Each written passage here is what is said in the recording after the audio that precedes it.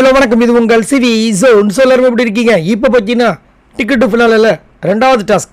இந்த ரெண்டாவது டாஸ்க் இப்போ தான் லைவில் வருது. அதுங்களே ப்ரொமோ 1 ப்ரொமோ 2 போட்டு எல்லாரையும் வந்து பிபியை வந்து ஏற்றி விட்டாங்க.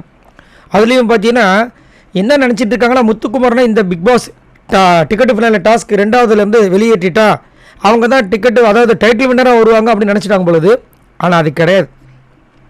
இது வந்துட்டு ஒரு சின்ன டாஸ்க். இதன் மூலமாக இன்னும் ஒரு பெரிய நல்லது நடந்திருக்குன்னா, முத்துக்குமாருக்கு அதிகப்படியான ஓட்டு வரதுக்கு சான்ஸ் தான் இவங்க ஏற்படுத்தி கொடுத்துருக்காங்க. ரொம்ப நல்ல விஷயம். இப்போ கிளியர் கட்டாக இந்த டாஸ்க் உண்டான ரூல்ஸ் எல்லாம் வந்துட்டு இங்கே சொல்கிறாங்க.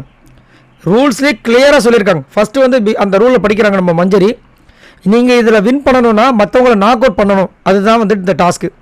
நெருப்பு குழி எல்லாரோட ஃபோட்டோவும் வெளியில் வந்து ஹேங் பண்ணப்பட்டிருக்கும். சரிங்களா? இதில் வந்து பக்கத்து பெல்லும் சுற்றியும் இருக்குது.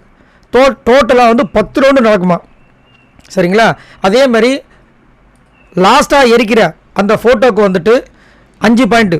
மீதி வந்து ஒரு ஃபோட்டோ எரிக்காமல் இருக்கும் இல்லையா, அவங்களுக்கு மொத்தமாக டோட்டல் பாயிண்ட்டு.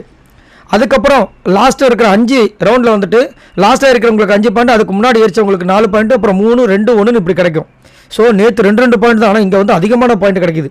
ஏன்னா அது கொஞ்சம் பெரிய டாஸ்க்ன்றதுனால. அதே மாதிரி இதில் வந்து ஃபோட்டோவை எடுக்கிறீங்களோ இல்லை சுற்றி எடுக்கிறீங்களோ அது முக்கியம் கிடையாது. பெல்லை அடிக்கிறது தான் முக்கியம். மைண்டில் வச்சுக்கோங்க.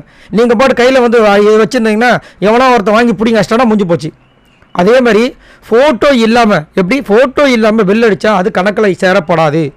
இதில் வேகமாக ஓடணும், அதுதான் மெயின் அப்படின்ற மாதிரி சொல்லியிருக்காங்க. ஸோ இதுலேயே தெரிஞ்சு போச்சு நம்மளுக்கு.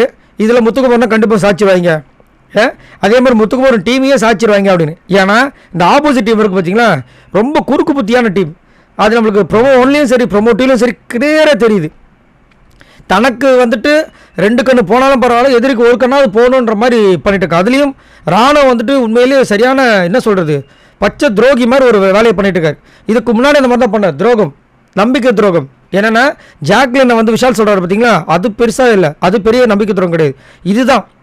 ஏன்னா ஜாக்லின் பண்ணது கூட வந்துட்டு அங்கே தெரிஞ்சுது. அப்புறமா சரி நம்மளுக்கு சான்ஸே இல்லைன்னு, இங்கே நல்ல சான்ஸ் இருக்குது, அதை வந்து நம்ம வந்து அலையன்ஸ் போட்டுக்கலான்னு ஒரு இதுவும் பண்ணியிருக்காரு போல இருக்குது. ஆனால் என்ன பண்ணுறாரு, இங்கே பங்கமாக வந்துட்டு முத்துக்குமாரை வெளியேற்றுறதுக்கு இவரு போய் சுற்றியில் எடுத்து ஆரன்களை கொடுத்து என்னென்ன வேலை பண்ணுறாங்க பாருங்கள். யாரை நம்புறதுன்னு தெரியலைங்க. நம்ம என்ன நினச்சிட்ருக்கோம், அருண் இப்படி பண்ணுறாரு, விஜய் விஷால் பண்ணுறாருன்னு. நான் இது வரைக்கும் வந்துட்டு பவித்ராவையும் ராணுவம் தான் ரொம்ப நல்லவங்க நினச்சிட்டு இருந்தேன்.